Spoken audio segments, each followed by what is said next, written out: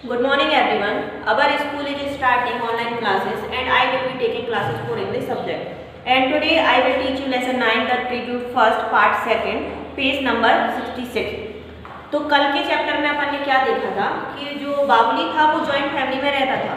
अब joint family में रहने के बाद में उसके साथ क्या हुआ था, उसके घर से एक लेटर आया जो कि सडनली लेटर आ गया था। तो उसको एकदम से डर लगा कि ऐसा तो नहीं कि मैं लेटर नहीं लिखता हूँ इसीलिए मेरे लिए कुछ डांटने के लिए इस तरीके से लेटर आया। तो एंड में क्या हुआ था, उसमें लेटर में लिखा था कि हमारे घर का डिवीजन हो रहा है यानी कि पार्टीशन हो रहा है, तो अब किसको कितना शेयर मिलेगा तो तुम आके उस चीज़ को देख लो। अब वो सारी चीज़ों के बारे में वो सब चीज़ें वो याद कर रहा था कि पहले हम कैसे अच्छे से रहते थे, वो सारी चीज़ें, हमारे भाई बहन कितने अच्छे से रहते थे, मम्मी कितने अच्छे से रहती थी, हम मतलब हमारा कितना अच्छा सा बिहेवियर था।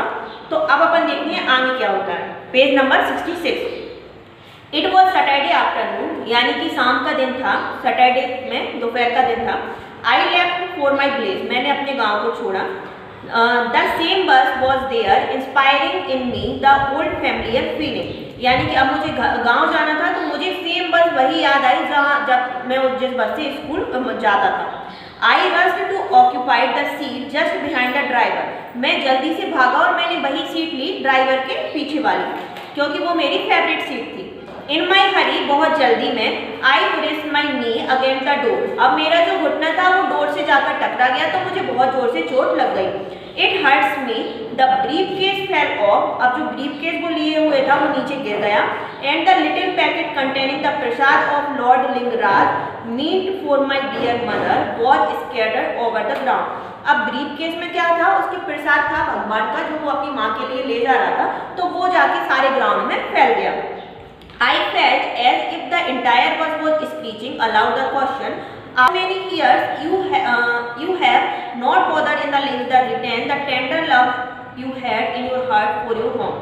अब मुझे ऐसा लग रहा था कि जैसे सारी बस वाले मेरे ऊपर बहुत जोर से चीख रहे हैं कि कितने सालों बाद तुम अपने गांव वापस जा रहे हो और तुम्हारे दिल में क्या कभी कोई परेशानी नहीं आई, कोई बात नहीं आई कि मैं अपने घर वापस चला जाऊं। Instead you have sold it to the butcher to help yourself become a city babu, curse be on you. या फिर तुम ये सारी चीज़ें हैं वो तुमने किसी कसाई को या बचर को बेच दी हैं और तुम सिटी में ही बाबू बनना चाहते हो। तो सब ऐसा लग रहा था कि सब मुझे क्या कर रहे हैं, श्राप दे रहे हैं। आई गोट द बस, मैं बस पर चढ़ा। कलेक्टिंग द ब्रीफ केस, अपने ब्रीफ केस को उठाया। And the content of the soil packet, अब जो वो प्रसाद के पैकेट थे वो सारे गंदे हो चुके थे बट मैंने उनको कलेक्ट किया। Bearing a seamless smile for the cleaner and the conductor of the bus, और मैं ऐसी बनावटी हंसी बना के और कंडक्टर और उनसे क्या किया, क्लीनर के साथ चढ़ गया। It was 5 in the evening, शाम के 5 बजे हुए थे। When I got down, मैं बस से नीचे उतरा। I had written beforehand, my elder brother was there to meet me at the stop, क्योंकि मैंने पहले ही लिख दिया था लेटर में कि मैं घर पर आ रहा हूँ, तो मेरे जो एल्डर ब्रदर थे वो मुझे लेने के लिए बस स्टॉप पर आ गए थे। He appeared a little tired and got out. अब वो मुझे थोड़े थके हुए से लग रहे थे। He appeared a little tired and worn out. उन्होंने सोचा कि मैं थका हुआ हूँ, इसीलिए give that briefcase to me. इसीलिए उन्होंने कहा कि जो अपना briefcase है वो मुझे दे दो। That must be heavy, हो सकता है ये बहुत ज़्यादा भारी हो। He almost snatched it away from me. और लगभग उन्होंने वो मुझसे छीन लिया। I forgot even to touch his feet. This had never happened earlier. He was walking in front of me. यानी कि मैं तो उनके पैर छूना भी भूल गया था, इसके पहले ऐसा कभी भी नहीं हुआ था और वो मेरे साथ साथ में मेरे आगे ही चल रहे थे। We were walking on the Blaze Road, यानी कि हम अपने गांव के रास्ते में चल रहे थे। Dusty and ever the same, पुराने के तरह ही वो कहता था, धूल वहाँ पर थी। I remember my childhood days. अब अचानक से जब मैं अपने भाई के साथ चल रहा था तो मुझे अपने बचपन के दिन याद आ गए। I was usually crossing the street along to go to a teacher in the evening tuition. It was generally late and dark when I returned from my study. अब मैं जब छोटा था तो मैं ट्यूशन पढ़ने के लिए एक टीचर के यहाँ जाता था और जब जनरली मैं वहाँ से वापस आता था तो बहुत ज़्यादा अंधेरा हो जाता था।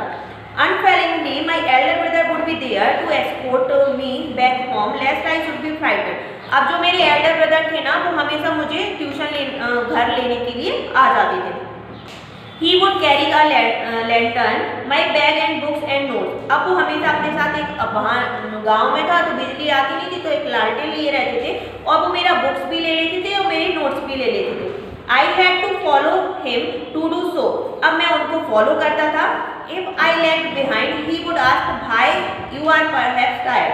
अब जब कभी मैं उनसे पिछड़ जाता था या पीछे रह जाता था तो वो मुझसे पूछते थे कि क्या तुम थके हुए हो.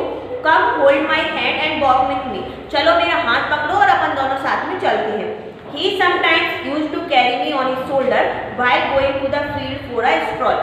जब हम कभी भी जो हमारे खेत वगैरह रहती थी, फील्ड रहती थी, जब वहाँ पर घूमने के लिए जाते थे तो मेरे जो एल्डर ब्रदर थे वो अपने शोल्डर पर बिठाकर मुझे घुमाने के लिए ले जाते थे.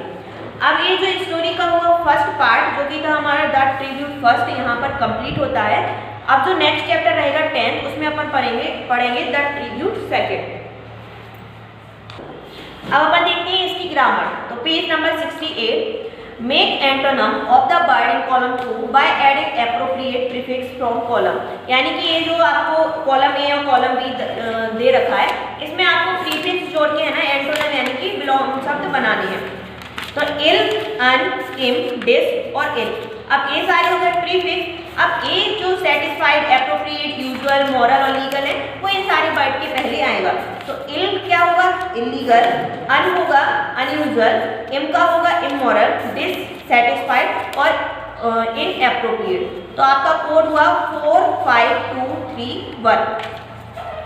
Give one word for the following expression. The first letter is given as a clue. अब सेकंड जो आपका बी वाला क्वेश्चन है उसमें आपको जैसे वन वर्ड बनाते हो ना वैसे आपको वन वर्ड बनानी है और उन्होंने फर्स्ट लेटर उस वन वर्ड का दे रखा है. तो a child whose parent are died यानी कि कोई चिल्ड्रन जिसके पेरेंट्स मर जाते हैं तो वो अपन को पता है हिंदी में तो अनाथ होता है और इंग्लिश में उसको क्या बोलते हैं? Orphan. ORPHAN. The feeling of having lost all hope उसको बोलते हैं despair. DESPAIR. To take away something quickly from a person specially by force. यानी कि किसी भी इंसान से कोई चीज खींच लेना उसको कहते हैं snatch. SNATCH. To continue to cause problem for someone for a long time उसको मतलब किसी के लिए परेशानी बने रहना या खड़ी करना उसको कहते हैं HAUNT. Haunt. An object that is worn as jewellery उसको कहते हैं ऑर्नामेंट. ORNAMENT. अब हम देखते हैं इसके क्वेश्चन आंसर. तो first question is why did Babli shrank within. यानी कि बाबली जो था वो आश्चर्यचकित क्यों हो गया था? तो Babli shrank within for not writing letter home all this day. यानी कि उसको लगा था कि मुझे इसलिए लेटर आया क्योंकि मैं बहुत दिनों से घर पर लेटर नहीं लिखता था. Second question is what was the routine affair of Babli in his student days. तो अपन ने पढ़ा था जब वो स्टूडेंट था तो वो एक खटारा सी बस थी जिसके वो क्या करता था अपने स्कूल जाता था. Why did बाबली's mother complain? अब बाबली की मदर ने कंप्लेंट क्यों किया था? Because he was negligent in writing to her. मतलब कि वो अपनी माँ को कभी भी लेटर नहीं लिखता था ना ही उसका रिप्लाई करता था. Why did बाबली's mother stop complaining? तो आपका फोर्थ क्वेश्चन है कि बाबली की माँ ने कंप्लेन करना क्यों छोड़ दिया था? क्योंकि वो भी समझ रही थी कि जो मेरा बेटा है वो अपने काम में बहुत ज़्यादा बिजी है इसलिए वो रिप्लाई नहीं कर पाता है. Fifth question is how did Babli's elder brother care for him when he was a student. तो बाबली के जो एल्डर ब्रदर थे वो उसकी केयर कैसे करते थे? सबसे पहले तो वो उसे स्कूल लाते थे, छोड़ जाते थे, ट्यूशन, ये सारी चीज़ें. और उसके घर के पीछे ही एक तालाब था, वहाँ से वो मछली पकड़ कर लाते थे और बाबली के लिए बहुत अच्छी डिश उस मछली से बन पाते थे. Why did Babli's brother write him a letter? अब बाबली के भाई ने उसको लेटर क्यों लिखा था? कॉलिंग होम यानी कि घर पर बुलाने के लिए ताकि हम डिवीजन अच्छे से कर सकें. Who was adamant about the division of the property? कौन ज़्यादा प्रॉपर्टी के लिए ज़्यादा लड़ रहा था? तो Babli second brother. How did Babli's wife explain to use the money? तो ये अपन ने कल ही देखा था कि जो बाबली की वाइफ थी उन्होंने क्या प्लान किया था? To buy फ्रिज, स्कूटर और जो भी बाकी का पैसा बचेगा तो rest put in the bank. Ninth question is how did Babli feel listening to his wife plan. अब जैसे ही उसने अपनी बाइक का प्लान सुना कि हम ये खरीदेंगे वो खरीदेंगे तो उसने सोचा कि ऐसा लग रहा है कि कोई बचल हो और वो कह रहा है मतलब कोई कसाई हो और वो कह रहा है कि बढ़िया चाकू से तुम तो 2 पार्ट में डिवाइड हो जाओ, मरने के बाद इससे भी ज़्यादा अच्छी ज़िंदगी है, क्योंकि उसको अपनी वाइफ का जो प्लान था वो अच्छा नहीं लगा था कि हम डिवीजन करें और प्रॉपर्टी यहाँ पर लेकर आए। हाउ मच टाइम डिड बावली टेक टू बिकम नॉर्मल, यानी कि बावली को 2 दिन लगे थे नॉर्मल होने में, तो बावली take 2 days to became normal. Answer this question 3 और 4 सेंटेंस। अब ये जो लॉन्ग क्वेश्चन है इनके आंसर आपको 3 और 4 सेंटेंस में लिखना है। Describe the change that occurred in the life of Bawli. तो पहले तो बावली स्टूडेंट था, अपने गांव में रहता था, फिर धीरे धीरे जब चेंज हुआ टाइम तो उसके बाद क्या हुआ, बावली भुवनेश्वर करके जगह थी, वहाँ पर ही उसने स्टडी की थी और वहाँ पर ही उसने अपना बिजनेस और जॉब स्टार्ट कर दिया था। What was the effect of the letter of बावली? बावली पर उस लेटर का इफेक्ट क्या पड़ा था? बावली बहुत परेशान था, दुखी था और उसे लग रहा था कि मेरा जो परिवार है वो पूरा बिखर रहा है। What was the reaction of Bavli's wife when she heard about the division? अब जब बावली की वाइफ ने डिवीजन के बारे में सुना था तो उस पर कोई भी असर नहीं पड़ा। उसने सोचा कि चलो ठीक है, अच्छी बात है, हमें तो प्रॉपर्टी मिलेगी ही, तो वो पहले से ही प्री प्लान थी इन सारी बातों के बारे में। Last question is how did Bawli's elder brother take him home from the tuition. तो अभी अपन ने पढ़ ही लिया है वो कैसे ले जाते थे, उसकी बुक्स नोट्स सारी चीज़ें ले जाते थे और उसका हाथ पकड़ के और उसको घर पर वापस ले जाते थे। अब आती है हमारी ग्रामर की बारी। तो जब हम ग्रामर पोर्शन पढ़ेंगे उनको और डिटेल में पढ़ेंगे, तो आपको इसमें अभी इन्फिनिट, इनफाइनाइट, जीरंड और पार्टिसिपल फिल करना है। तो जब भी अपन किसी भी नाउन वर्ब का यूज है, नाउन करते हैं तो वहाँ पर इनफाइनाइट का यूज करते हैं। जीरंड होता है हमारा आईएनजी फॉर्म। तो अपन अभी देख लेते हैं, बाद में डिटेल में इसको पढ़ेंगे।